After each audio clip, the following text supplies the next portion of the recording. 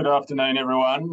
Just whilst you are joining us this afternoon, numbers are creeping up quickly. We're going to we've got a lot of people attending today, so we're just going to give people a couple of minutes just to join, get themselves set up, make sure they can hear and see, and then we will kick things off. Feel free, usual webinar, if you'd like to share where you're joining us from today, please feel free to do so. Hopefully, many of you are joining from sunnier climes than down here in Melbourne at the moment. We're having some delightful spring weather.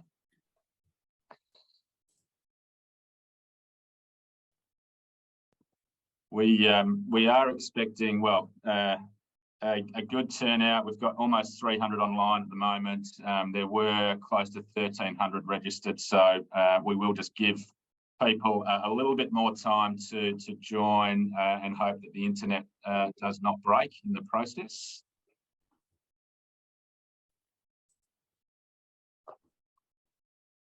We've got people joining from sunny Sydney. Thank you, Sophie.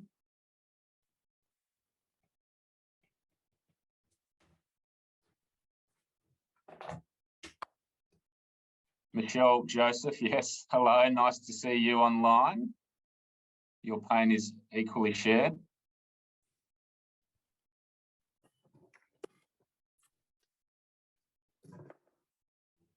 Okay, all right. We might, now that we've got many more numbers online, we might just kick things off, and I'll do so firstly by just saying, a good afternoon to everyone.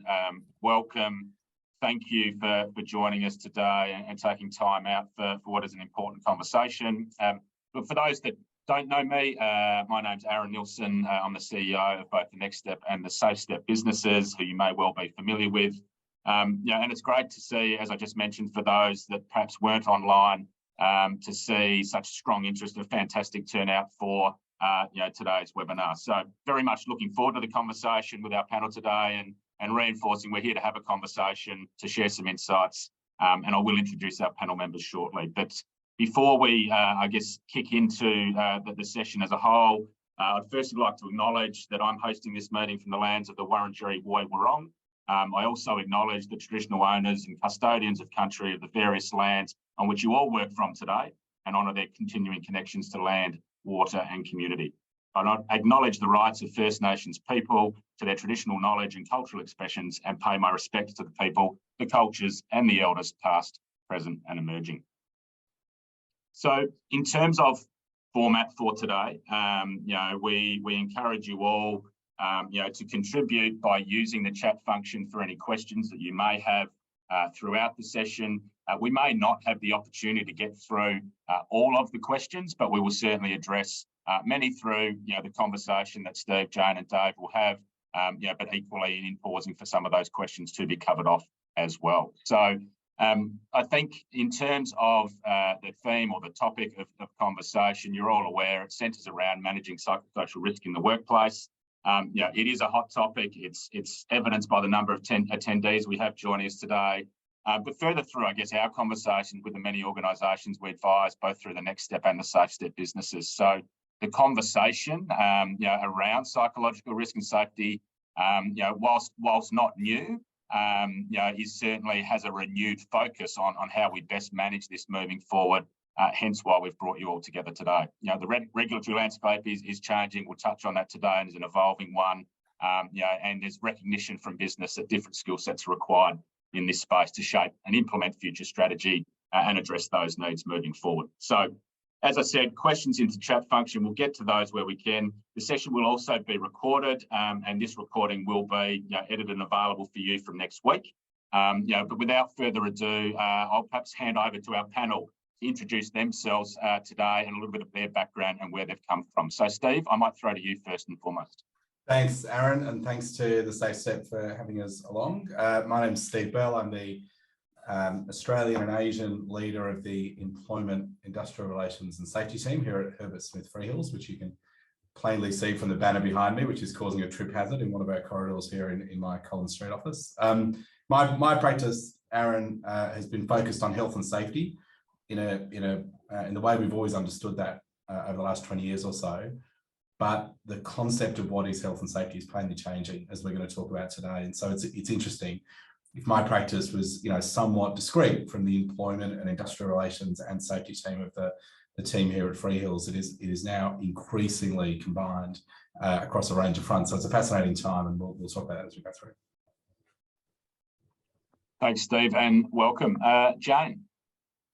Thanks, Aaron. So joining me in rainy Melbourne as well. So I'm the Group Director for Safety, Health and Wellbeing at Woolworths. So I've been with Woolies, the joke is 32 years, but I actually went away for 24. So I started Woolies as a kid in high school and uni, then went away for 24 years, have worked at many different organisations ranging from BP downstream, Origin Energy upstream, oil and gas, across to Hong Kong with Telstra, doing a lot of merger and acquisition work from a safety perspective. And then most recently, I was with Amazon for about 5 years, 4.5 years of that in the US, and just less than a year back in Australia before I decided to join Woolies again. So overall accountable for everything across the Woolies brands. Over to you, David. Yeah, thanks for having me. My name's Dave Burroughs. I'm a workplace psychologist from a company called Australian Psychological Services. I'm also the Chief Mental Health Officer for Westpac Group, but I'm speaking from the perspective of Australian Psychological Services today. I'm a specialist in psychological health and safety. It's the area I've been working in for well over a decade, and I support a number of organisations nationally and globally in their psychological health and safety strategy and implementation. A large part of that is the identification and mitigation of psychosocial risks. So thank you for having me today. Thanks for joining us, Dave, and thank you to Steve and Jane for giving up your time. I think everyone can see we'll have some good insight from both the local and a global context. From a legal perspective, from a subject matter expertise perspective, and in terms of head of function perspective as well. So there's lots of ground to cover. We were just saying before we joined that the content that we could cover today could take 4 or 5, 6 hours, potentially many more. So we are going to try and just give very much a high level insight, give the opportunity for some dialogue and some questioning in and around that. And again, an opportunity to engage beyond the webinar, with Dave, Jane and Steve as well. So, but I guess just to kind of kick things off, Steve, perhaps if I can pose the first question to you.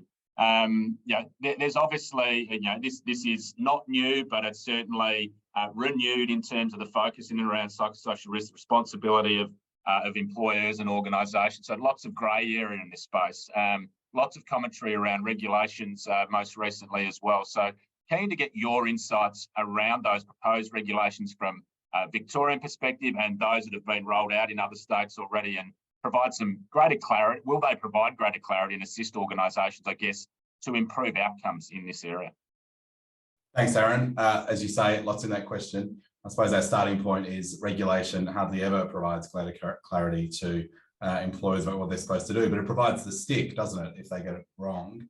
I'd just be interested in giving a context for the discussion we're going to have today. No one is quite sure where to put the experience of work. We've had a lot of debate in the country, a lot of social discussion about what the experience of women at work should be, what the experience of people working in a junior capacity in a workplace should be. And there's a real groundswell, I think, of a desire to improve the working life in an experience sense of people at work. So that's our objective, is to find a better, kinder, more sustainable way of engaging with each other in the workforce and being attuned to the things which have the potential to cause psychological harm. That is our light on the hill objective. And there's all sorts of good reasons for that. If you go to parliaments and say to a parliament, so achieve that light on the hill objective, how do they choose to do it? The problem is there's no really clear vehicle to have a discussion about the experience of people at work and the sorts of things and the stressors that they might experience which are potentially hazardous, other than to put it in the bucket of ordinary work health and safety regulation. And that is what's happened over the last couple of years. It's forever been the case that psychological health has been part of the H in WHS, that we've always had an obligation to manage psychological health at work. Nothing is dramatically different today than it was historically, but The H was the bit part player. It was the Boba Fett of the original trilogy. It was there, sure, but no one really paid much attention to it. What is happening now, as I channel my 7-year-old children and their focus on Star Wars, is that psychological safety has got its own shining light emphasis. And what's happened over the last couple of years or so is that governments, particularly at a state and territory level, less so at the Commonwealth, but at a state and territory level, have said, well, what more can we do? And that's led to the development of a set of model work health and safety regulations dealing specifically with the obligation to manage psychosocial risk in the workplace. We've tried to draw in the architecture of work health and safety as best we can, risk management, identify risk, identify controls, the things that health and safety professionals would be familiar with, and then try to apply that across a really broad set of ideas, a range of hazards, which we'll explore as we go through. That model set of laws is agreed to by all the states and territories except Victoria, and New South Wales has already introduced them. In fact, they've been in effect from the 1st of October. Positive duty to think through in the rigour associated with work health and safety, ordinary risk assessment, psychosocial hazards, and to implement their controls. Brisbane have done that as well, and so we've got those laws now in Queensland. Queensland have sort of added on a flourish and said, in doing that, you've got to apply the hierarchy of controls. I mean, I'd be fascinated to hear from Jane and Dave how you apply a concept that is so clear in the physical safety space of something that I think is exceptionally opaque in the non-physical safety space. And Victoria, if we've got a minor flourish, is going the full masterpiece. They've introduced a discussion draft set of regulations, which is really going to up the ante on the set of expectations for every business in this state to have positive written prevention plans for a range of key hazards, a positive duty to report particular types of complaints at a workplace, not proven breaches, but complaints, people who complain about sexual harassment at work or bullying or other psychosocial hazards.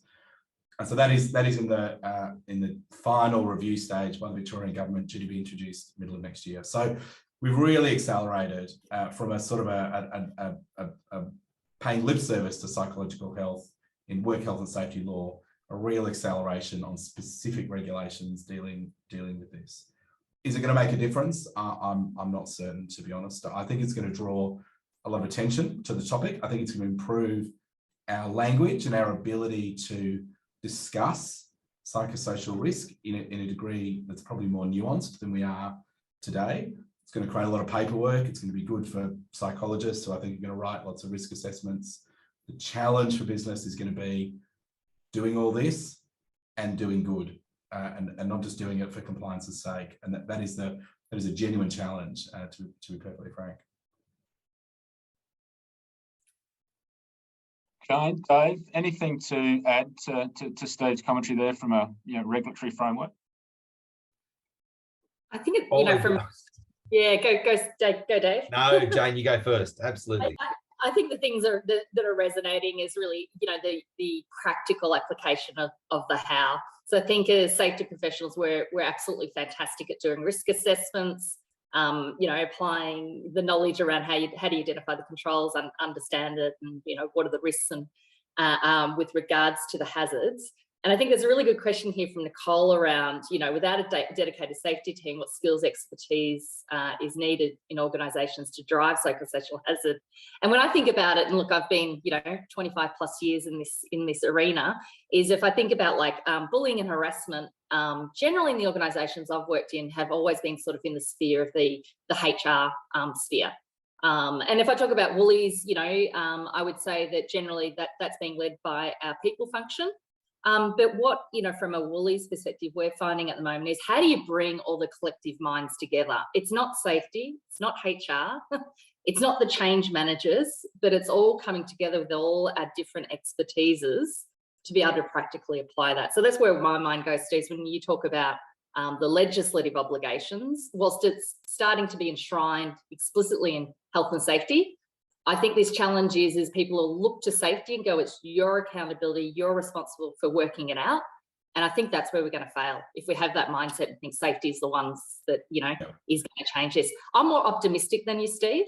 I'm an optimist, but I don't think the answer's in the law. I think. No. I just think about the pictures of people sitting on the Sydney Harbour Bridge or whatever those cranes were back in like the 50s and 60s, and now look at how we operate from a physical safety. Yeah. I hope that it doesn't take us 50 years to get this right. But I think the other thing that we could fail is thinking we're going to solve for this in the next 12 months, or it'll be a 2-year journey. Great. I do think there is, in any risk assessment, right, there's a desire to achieve closure, to say we've resolved this hazard. And I think that is really, really challenging in this context, right? Because we're talking about the sorts of things that can cause psychosocial harm, your absence of clarity in your job, the pressure and fatigue you might be under, the support network you have from your leader. Different people are going to react differently to those pressures. So I think at an organisational level, to comply with the law, you can do a risk assessment, and next to that, you can write, well, we've got an EAP service you can call if you've got a problem, and we do workplace behaviour training. So what more can we do? I think that's a lack of nuance about this challenge. Sure, it's a response, it's a control. You can kind of form a view that reduces things at a residual level, but I just don't think that's actually going to turn the dial. And I suppose this is the challenge I'm seeing, Jane, is using the architecture of health and safety, risk assessments, written documents, the desire to close out a risk with the reality that this is not how the human experience operates. And joining those two things together is exciting in its own way, but I suspect challenging. Dave, I know you're doing this day in, day out. Yeah, I just think that getting the risk piece right is one piece of the puzzle. And I think what we're seeing at the moment is a pendulum has swung. So it's gone from these nonsensical resilience, everyone becoming psychologist type programs and EAP sufficient to fix everything, which hasn't worked for 20 years. If you look at the cost severity duration of psych injury claims, it's got worse. I mean, worst ROI I've ever seen. So now we're going to go right over the other end of the continuum, which is the prevention of harm. Now, I think that's the challenge, is that sort of the pendulum swinging really far that way. But if contextually, are we improving people's experience of work? Are we sort of understanding what job design looks like? Are we making sure people go home at the end of the day with enough gas in the tank to be a complete person? That's not just the role of risk assessment. That's the role of combination of work health and safety, HR, injury management, recruitment, learning and development. And I think that the sophisticated organisations are realising that it's actually an integrated collaborative approach across human resource functions that need to provide the level of governance for this to actually work. Because the risk assessment, interesting, hazard identification, dead easy. Where everyone's grappling with is, what do I do once I've identified it? Well, I do think it'll make a bit of a difference. If anything else, it'll cut some of the nonsense out of the market from what organisations have been using for the last 15 years. I think that's probably right.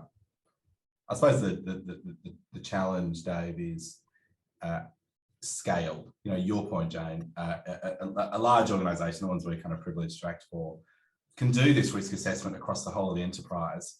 My strong intuition is that is ineffective. That is paper. That's paper for paper's sake. It's compliance and fine, but is it really changing the experience? And is it acknowledging that people's lived experience in the channel that they're in, customer facing, working in large teams, working in small teams, working with physical hazard, which is of itself stressful, are we having that nuanced discussion? But I'm interested in your thoughts, both of you. Where do you stop? Do we get to a point where everyone needs an individual psychosocial risk assessment done on them? If we're doing that, I think we've lost the plot, right? We'll all be sat around assessing each other, and we've all got businesses to run. But I'm interested in how you grappled with that, Jane. How do you get the scale of the thinking right? Yeah. So, Woolies across Australia, New Zealand, 200,000 employees. So I'm not going to sit here and go, oh yeah, we've got it sorted.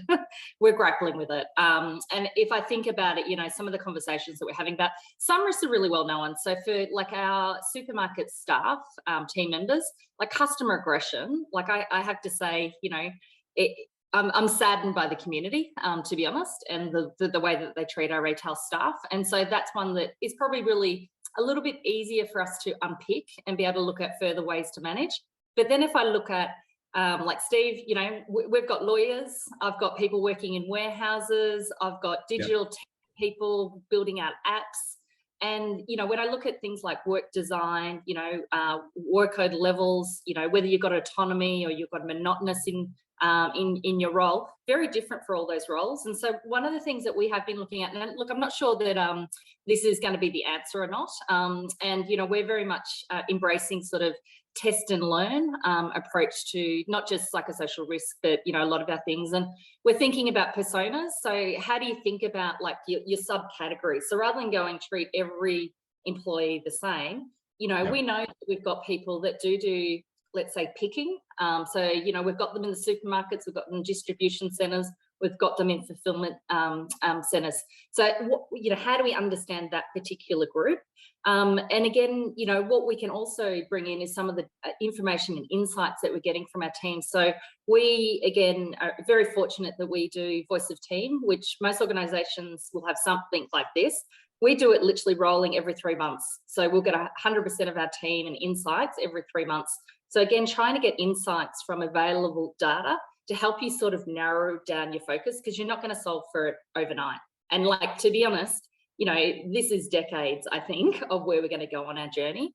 And how do we go for the biggest areas where we maybe have concerns down to the narrow areas, and then going after things that, you know, what I've been interested in with COVID, we've changed the way we've worked. That has been potentially a psychosocial enabler or potentially a risk. If you look at call centres, a lot of call centres are working from home now. Did anyone step back and think about, well, what's the different demands of working from home versus working in the office?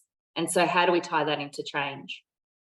So Dave, love to hear your thought, because again, you're giving practical advice to companies. Not that I'm going to give a plug for Dave, but one of the practical things that we have set up is a wellbeing council. And I would say at the moment, I'd call it, we're focusing on psychosocial risks. So really getting thought leaders and leaders across Woolies together to try and tease some of this out. So Dave, appreciate your thoughts on this. Yeah, look, it's not easy for organisations, is it? And I think that everyone makes really good points. Is it doable? I reckon it is. So how do we start looking at things from an enterprise level? What are the recognised risks across an organisation? And how do we start to filter down? So we look at the combination of qualitative and quantitative data, and there's a dozen tools on the market now that will help you quantify. In fact, very few actually tell you likelihood of harm. They tell you likelihood of hazard. So they're a big issue, even with the way in which people are quantifying these things, because exposure to a hazard doesn't necessarily equate to harm. As Janie said, just because I'm exposed to high job demands doesn't mean that's an issue for me if I love high job demands. I might want to operate in a role where I have very little autonomy. In fact, I would love that some days. You know, so it's around that variable impact of exposure to hazard. But so how do we look at things at an enterprise level, and then how do we start to drill down? And you've got to do that from a mix of quantitative data and qualitative engagement. And so I look at all these tools, and I think there's some crackers on the market at the moment, some really, really useful ones. There's some that I think we've got to be very mindful of. But how do we also look at existing systems where people are raising issues and putting forward concerns around workload or job design and whatnot? How do we equip, as part of our psychosocial risk infrastructure, our line leaders as our first line of defence? I mean, they're the ones that are seeing the variable impact on their people. How are they raising issues? How are we supporting them? So when we look at risk management, we actually look at it that it can be done at a localised level. And most little reasonable adjustments, things can actually be done by a leader. You know, they don't necessarily need to go through to the head of health, safety and wellbeing in order to mitigate the risk associated with them. So I think that we need to be looking slightly differently at these things and not missing out on the opportunity of sort of how do we equip our leaders to be part of that risk infrastructure, particularly on how we pick up the nuance. I think one of the big scary things for me is how a lot of the systems and things and supports that are in place bury risk and actually may create a higher risk profile to an organisation through popular programs where people haven't necessarily considered the significant limitations associated with them. Are you talking about the emphasis on resilience there, Dave? Resilience is the new PPE, isn't it? It's what you do if you can't do anything else. But is it addressing the location of the hazard? Resilience is just making somebody responsible, an individual responsible for a workplace problem. If you look at all the literature into the efficacy of resilience, you might as well give somebody a banana and tell them to walk around the block. There's very little to support the effectiveness of workplace resilience programs. But I'm more referring to things like a lot of the over-reliance on peer programs. So if you've got a peer program where we've got all these people and all these peers who operate under the cone of silence and confidentiality, where are we identifying potential hazard exposure if our structural support system doesn't enable us to do that? I think there's some of those sorts of things where we're creating more issues within organisations. If I'm going to appear supportive when I've got problems with incivility from a team member, or I don't like the way my boss is speaking to me, and my peer needs to keep that in a cone of silence, how does the organisation get visibility over exposure to psychosocial harm, which therefore buries the potential risk and exacerbates it's not just for me but for someone else? But this rush to do what's popular and feels good and pulls an emotional cord is not necessarily doing the right thing by our people or our organisations, or enabling our ability to identify and respond to potential areas of harm. Yeah. I think we're all going to have to work through that tension, Dave, between the right of a victim, let's say, to have confidentiality in a complaints process, etc. And we've got to find, organisations we're working with are desperately trying to find ways to invest in trust about escalation and the ability to deal with, as you say, the truth of the lived experience at work in a way which is focused towards improvement. But I must say, as a practitioner in this area, 20 years ago, a complaint about a workplace behaviour issue was a problem to be hidden, an employment challenge to be solved. Somebody had to go, somebody had to say somebody was right, somebody was wrong. I really feel that the dial is turning on that and again, this is one of the benefits, I think, about thinking about an event as an EMS or an event as an incident, and then learning from that in the way that we have in the past. And, hiding and resolving these things, I think, has proven, but, major Australian employers would say, has proven unsuccessful. And some of those, some of that is coming home to roost now. Yeah, and I think a lot of organisations have been doing psych risk assessment for decades. I mean, this is one of the things that I'm getting my head around at the moment, is all of a sudden it's something new and shiny, and anyone that's sort of really worth their salt in the space has known about this for many, many years. I mean, the COPSOC, the Copenhagen Psychosocial Questionnaire, came out in 2000. That's 22 years ago. And yet, that's all of a sudden it's new, but it's actually not new for a lot of organisations. The idea that we need to identify barriers to wellbeing, productivity and performance, and improve people's experience of work has actually been a common feature across a number of the more sophisticated organisations. I think that we're playing a heck of a lot of catch up, and that a lot of people, industry groups and organisations have been potentially caught napping with something that should have been best practice or should have been part of practice for a very long period of time. So Dave, sorry, Jane. Yeah, Aaron, I'm just looking at some of the comments and some of the themes coming through, and keep them coming through because they're fabulous. I'm seeing some people ask about, what tools, and I know Dave, you just spoke about, there's various tools out there. There are many tools, like there's the Thrive at Work framework, and there's a survey for that. There's the People at Work framework. I know, I'm going to get it wrong, Jodie Oakman's got a tool that focuses on musculoskeletal that also looks at psychosocial hazards. So I think there's a lot of tools out there that can help you sort of understand the different hazards. And this is, again, my perception of it. And will give you a sense of where you need to go. I think the challenge is, what do you do? And I think that's where, a lot of people are going, well, I've identified, I now just don't know what to do. And I think that's where, these tools are good.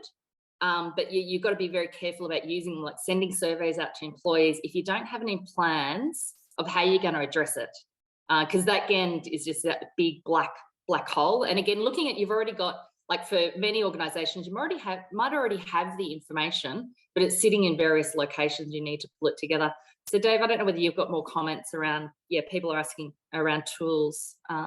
Yeah, there's dozens. Like they're popping up everywhere. A lot of them are made up on the back of an envelope, which worries me. I was looking at one the other day that was published on LinkedIn. It said the two primary things you can do once you've identified the hazard is mental health first aid and resilience training. And, that's me, almost wonder, what am I doing in this space when that seems to be a default response from some of these providers. But the challenge we have is a lot of those tools are very good at identifying a hazard, an exposure to a hazard. They're not necessarily going to tell you likelihood of harm. And so I think we need to differentiate between what is actually a psychosocial risk assessment that looks at, exposure, duration, severity, and impact, rather than just, is there a hazard there? So a lot of the things that are actually marketed as risk assessment tools are actually hazard identification tools. And I think that there's a knowledge gap in a lot of the people procuring these services around, what do I need to actually do? And I think that's a major issue. And And look, I work with all of the tools out there in my practice. Flourish DX, work with Maureen Dollard's PSC12. I look at people at work. I look at the Thrive one. I work at Guiding Minds at Work. All of those sorts of ones. They're different. They're not all the same. They're not all looking at the same metrics. And in fact, I think some of them actually throw a lot of false positives. And unless you really know what you're looking at, you actually may not get a complete picture of what's happening. And that's where the consultation piece with people, I think, is a really critical part of that. But I back you in your sentiment there, Jane, around a lot of organisations don't realise the sophistication of their existing psychosocial metrics. If they only looked at incident data, HR data, recruit leave, sentiment data, all of those bits and pieces there that are legitimate organisational indicators of the psychological health of the organisation. Whether they're lag or lead, there's debate there, but I think our ability to understand the psychological health of our organisations is actually there. A lot of people don't know how to do it. So just one of the questions from Mark, talking around the tools whilst you're on that line of thinking is, what's your thoughts on the impact on small to medium business? So, the question here, tools spoken of may be out of reach for some of those smaller, maybe better suited to the larger enterprises, and therefore considerable percentage of the workforce may not be able to access. But keen on your thoughts on that. Safe Work New South Wales, look at what they've got. You can run a complete psychological health and safety strategy better than most major corporates, free of charge, just by accessing what they've got.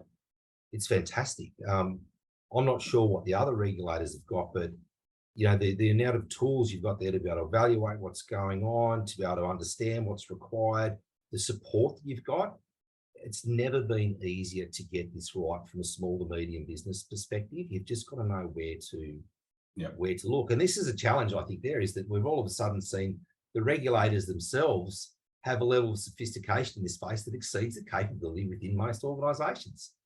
I've been in this space for 22 years. It's the first time I've actually seen that occur. Yep. And we will just comment on the chat. Sorry, Steve. We will share that link to Safe Work New South Wales, post the session as well, so everyone has access to that. Sorry, Steve. No, not at all. No, that's a beautiful sentiment, and I agree with Dave. I think that it's probably an amalgamation of various resources out there is going to be a helpful solution. The codes of practice, Western Australia, the New South Wales one, I think those are good documents to sort of start from. At the heart of your question, though, Aaron, I think is, God, what do? I'm on this call now. I've got one of the disciplines that I'm told is affected here, HR, safety. I'm a manager. What do I do now? And I think the best advice we can give is to understand the objective. The objective is to have insight and do something about the adverse things that impact people's lived experience at work. I think that's the objective, and then work back from there. And the doing of that, my sense, I'm interested in everyone's thoughts on this panel.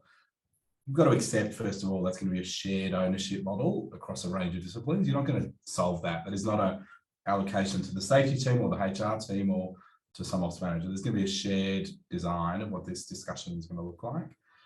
I think intuitively, most organisations have a sense of high pinch points on the psychological experience of people at work.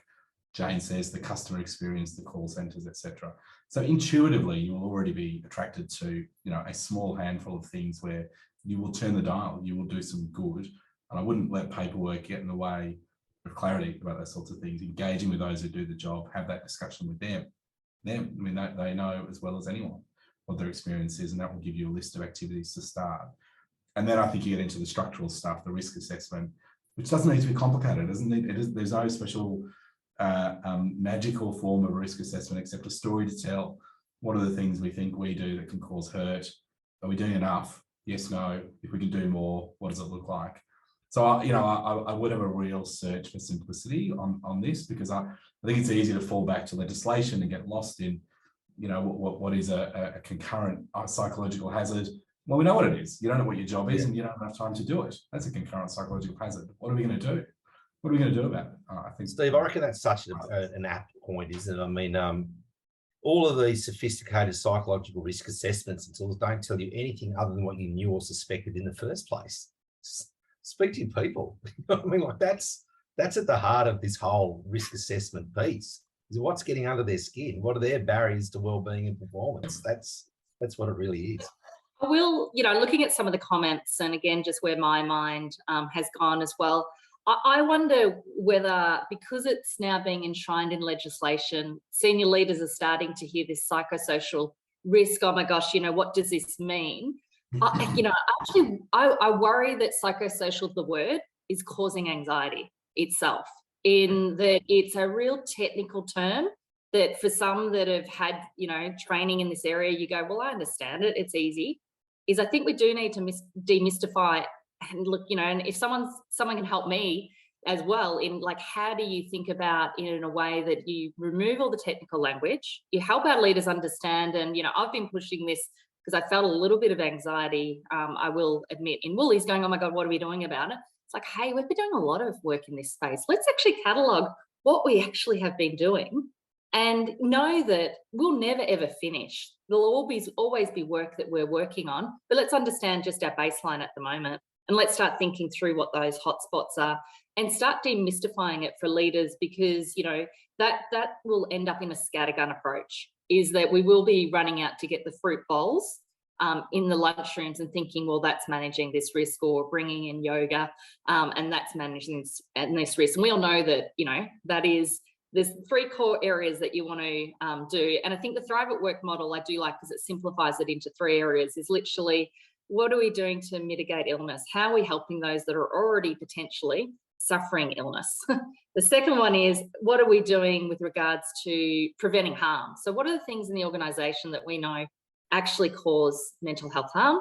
And then how are we going to, as Dave was talking about before, actually leverage this into, people, in this fancy word, thriving at work.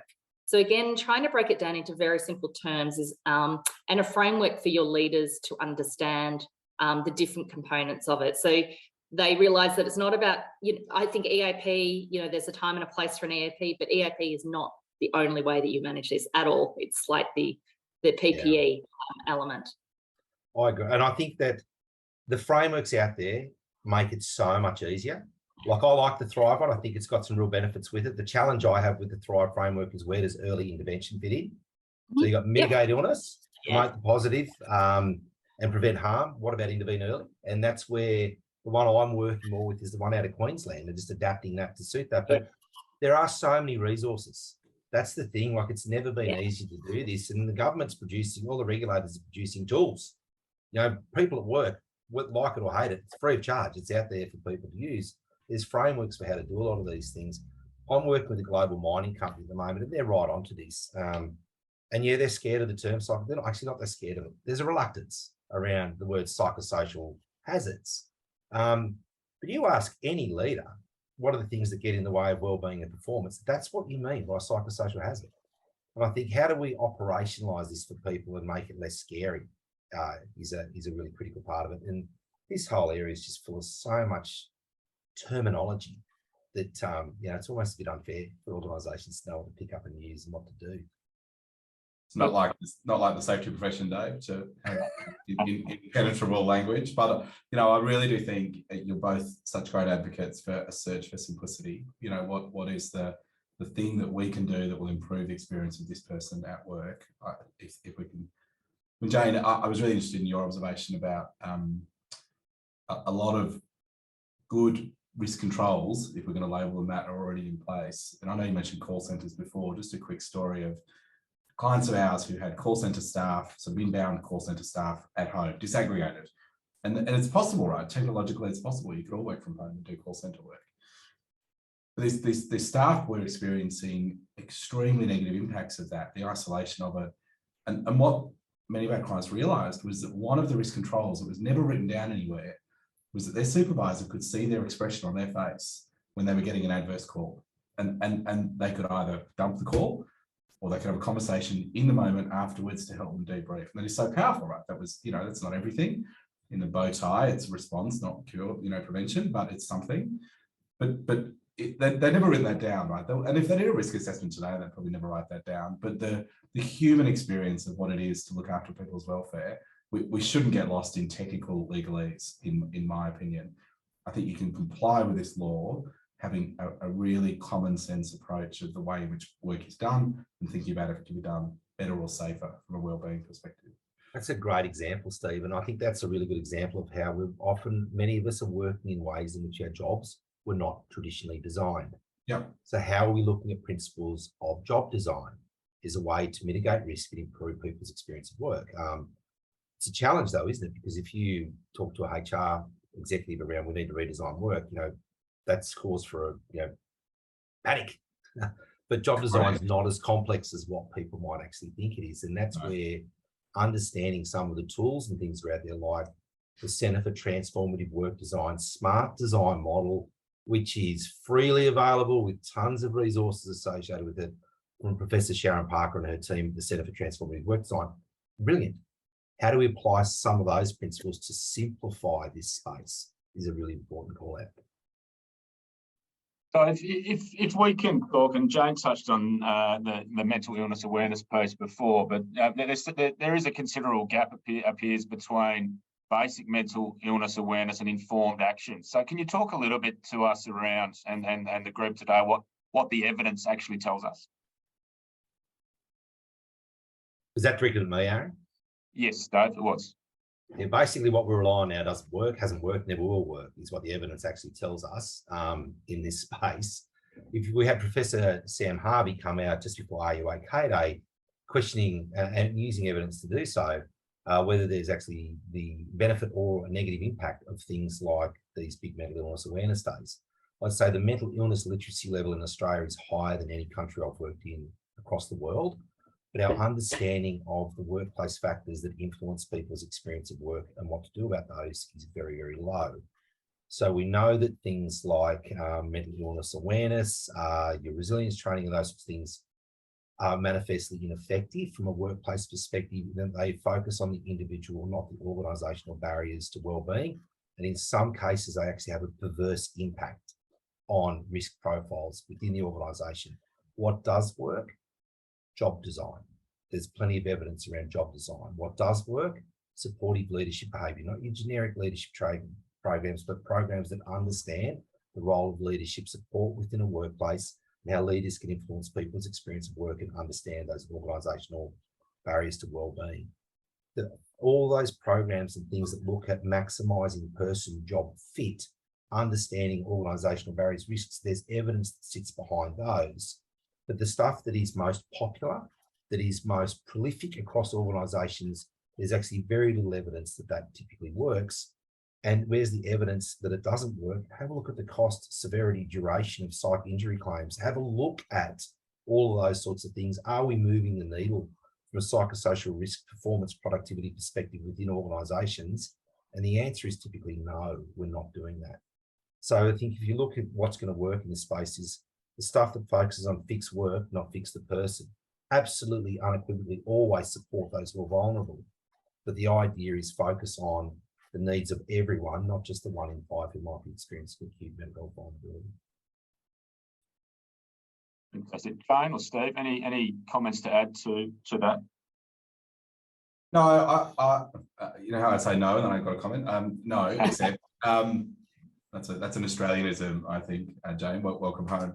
I would just make an observation. There's a few comments in the chat. So adjacent to the point Dave's just making there, I fear that people's experience of the workers' comp system has led to a degree of fatalism. We can't, no matter what we do, it won't be enough. And I would encourage all professionals on this call to have a view as to the architecture of those two systems. Workers' comp, somebody suffers an illness or an injury at work, and it's not because they were being performance managed, it's not because of that, it's because of something else. Then the employer doesn't have to be at fault. They have suffered that injury. They need to get back to work. And Dave says that takes a long time, and the cost of that is not insignificant. That is a no-fault scheme, for want of a better phrase. The health and safety overlay we're talking about here, that I'm suggesting is the bedrock of this sort of work, is not that. It is to do what's reasonable for an employer to do.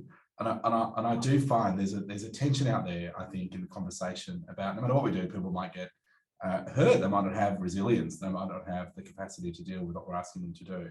That is true. That is not a reason not to do anything. There is still this expectation that we can stare into what is our social contract, what is our expectation of how we treat people, kids, grown-ups, seniors in our organisation, and think about their experience at work. So I think it's really important to separate those two ideas. The workers' comp scheme is what it is. There will be psych claims because people will be injured at work, and that is preventable, but it is a fact of life. We don't have to have an absolute standard, and we shouldn't get seized up by the anxiety that you can't do everything. You can't do everything. Do what's reasonable. Pick the things, as you do with physical hazards, pick the things that are likely to do the most harm or the most likely to eventuate, and then work your way in on that spectrum.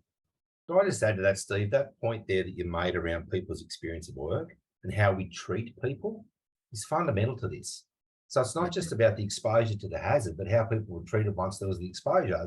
If you look at what actually leads to psychological injury claims and the research in that space, Dr. Rod Gutierrez has got some great stuff there. It's not necessarily just did an incident occur. It's around how was I treated and socially supported in that process. It was an adversarial process. So it's the context. It's not just the exposure to the hazard that actually increases the likelihood of people going off work.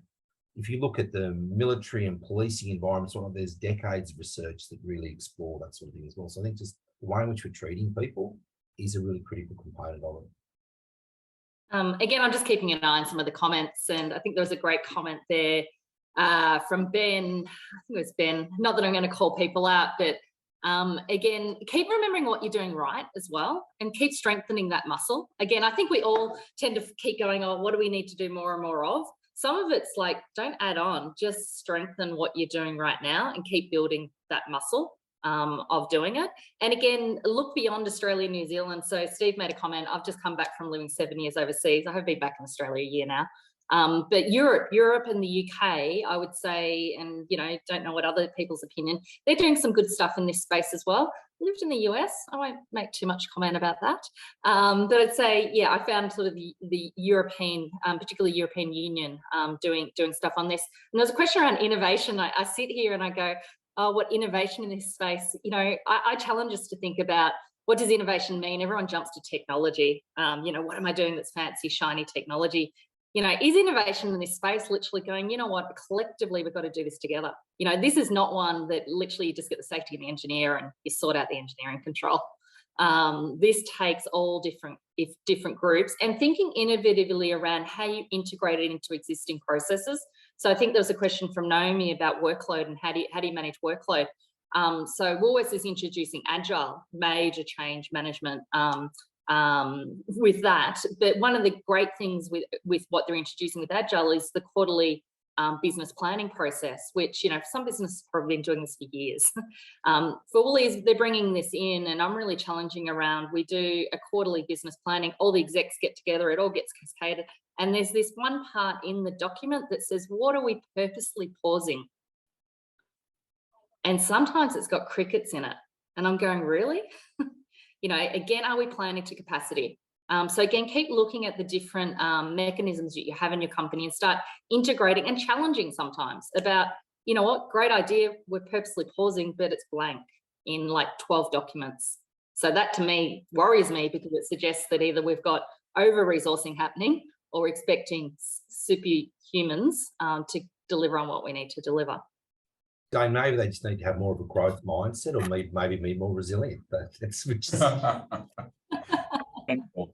certainly a capability lens there, I think, that you're all touching on. I guess, Jane, if we talk to that, that capability piece a little bit now, how can organisations, I guess, equip and better empower their people to, yes, show vulnerability, seek support when they need it, but proactively raise issues around workplace factors that may well be contributing and influencing their mental health and experience at work?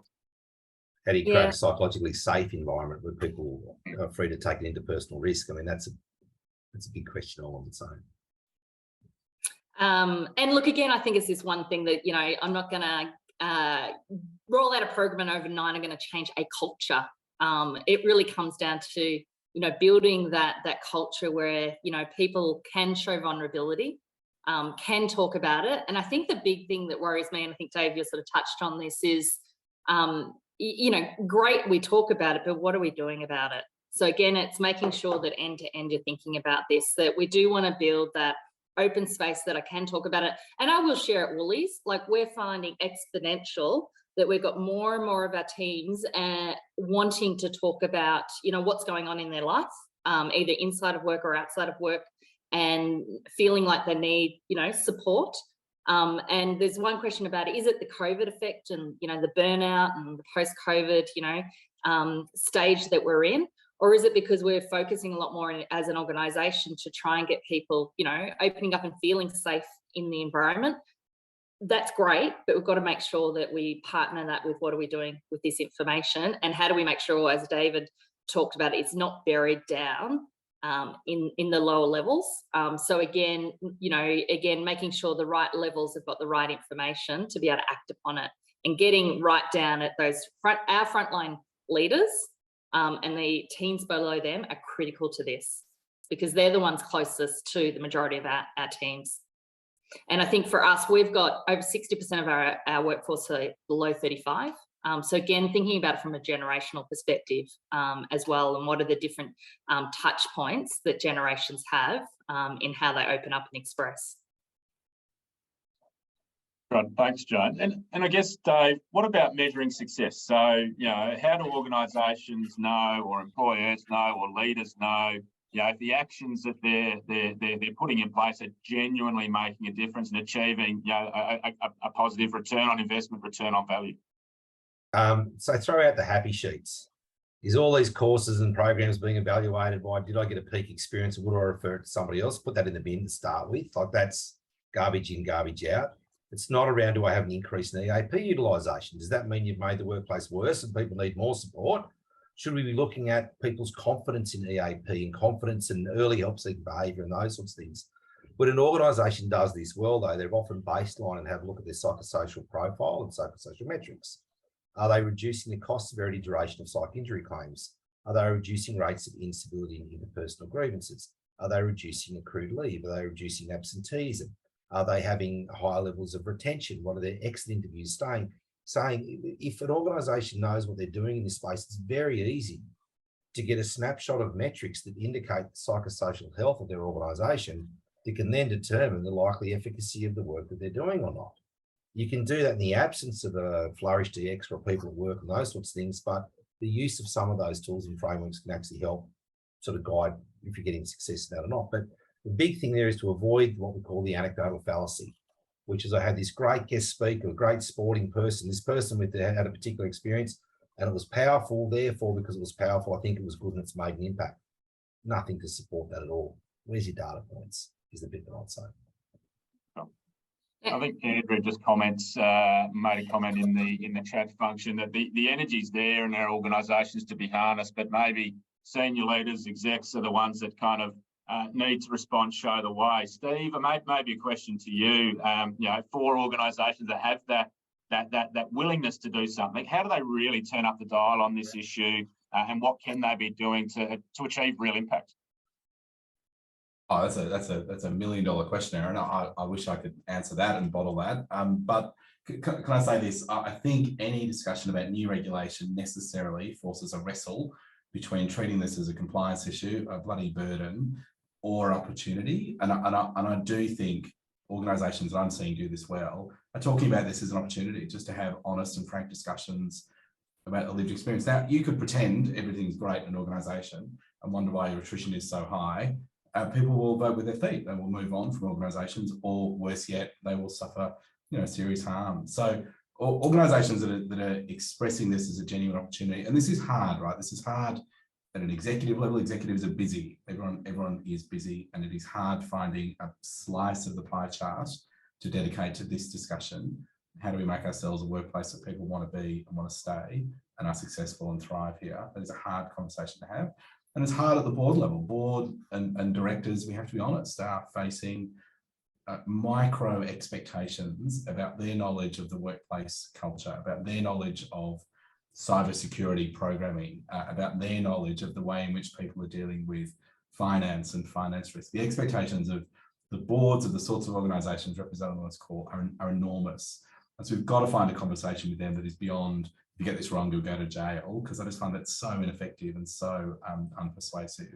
But actually find that sweet spot. What is our mission? Is our mission here to give people a great working experience and a great career while delivering for our customers. If that's your mission, then everything falls from that. It's pretty simple. So I don't know the simple answer, Aaron, except to say I think you've got to tie it to purpose. And we're in a moment, I think, where we can have open discussions about organisational purpose without it being, woke nonsense. What do these Gen Zs really want? I think it's actually a meaningful discussion now, and you can hook a lot of everything that's been said on this call into that, I would have thought. Well, I think, Steve, there's a really big willingness to have that conversation. I know with the boards and the C-suites I'm working with globally, they're up for this conversation. They want to have it. They want to know what works, what doesn't, what does strategy look like. Their focus is not necessarily on the liability piece.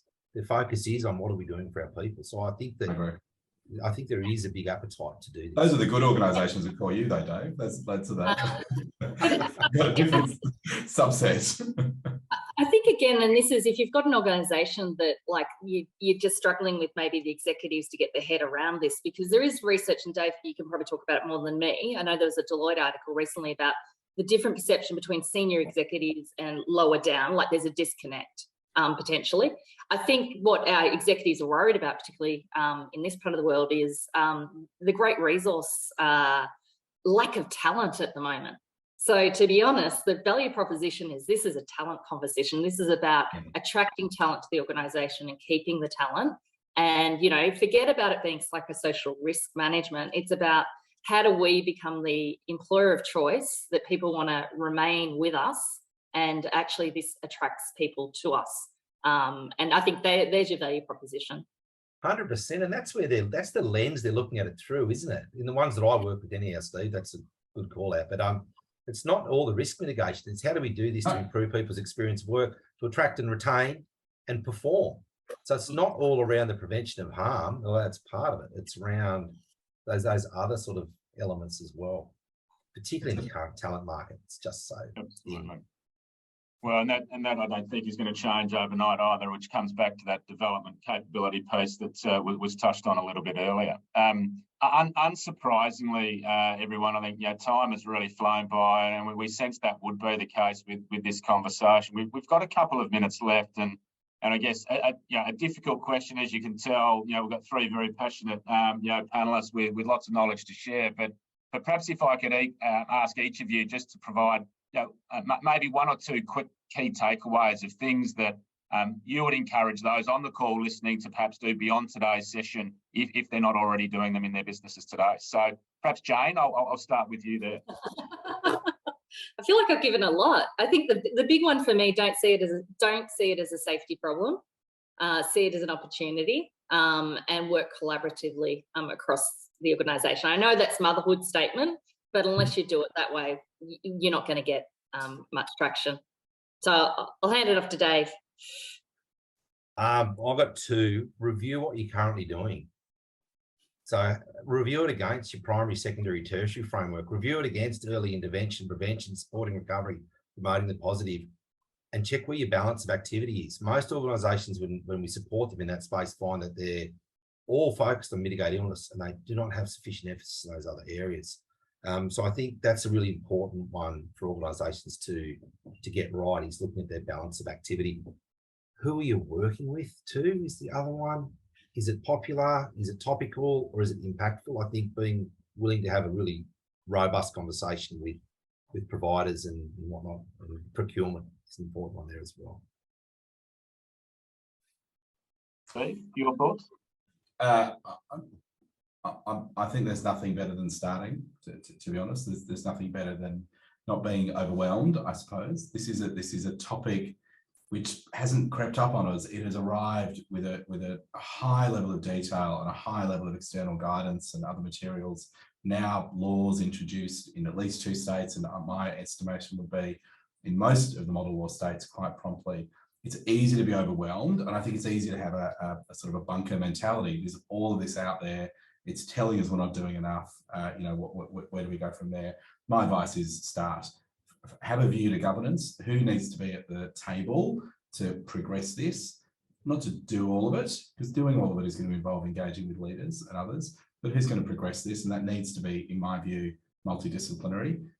Safety team will have lots to bring, but they can't do it by themselves. I speak at safety conferences. I ask the professionals, put the hand up who's really confident doing a psychosocial risk assessment. Talk about crickets, Jane, and that's okay. Admitting that need for external experience is fine. The HR team's got a role to play, and so do the ops.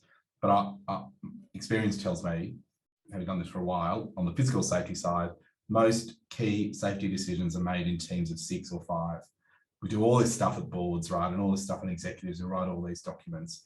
Good safety decisions are made in small teams, and I reckon it's true in this area as well.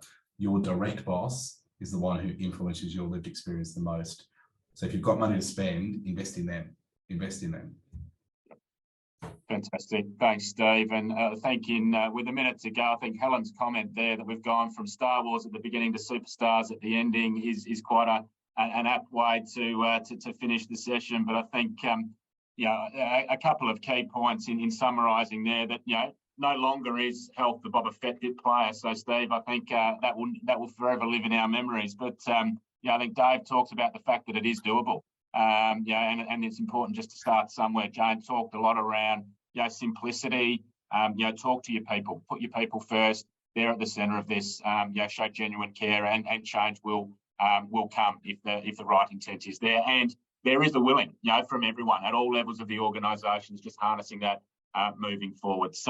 So again, thank you to everyone who attended today. A big thank you to Dave, to Jane, to Steve for your time and contribution. We will send out contact details for each of you beyond the session, such that you can reach out directly if there's anything you would like to engage with our panel members on. So please encourage you to do so and have those conversations. The more conversations we have, the more we can move things forward more collectively. So we hope outside of that, this is probably our last webinar session for the year. As scary as it is every time I walk into a shop and see the Christmas decorations around, it is only 7 or 8 weeks to Christmas. So we hope that everyone does have a good finish to the year. It's always a busy time, no doubt, but enjoy what comes with hopefully a well-rewarded break at the end. So thank you again for your time today. Thanks all. Thank you.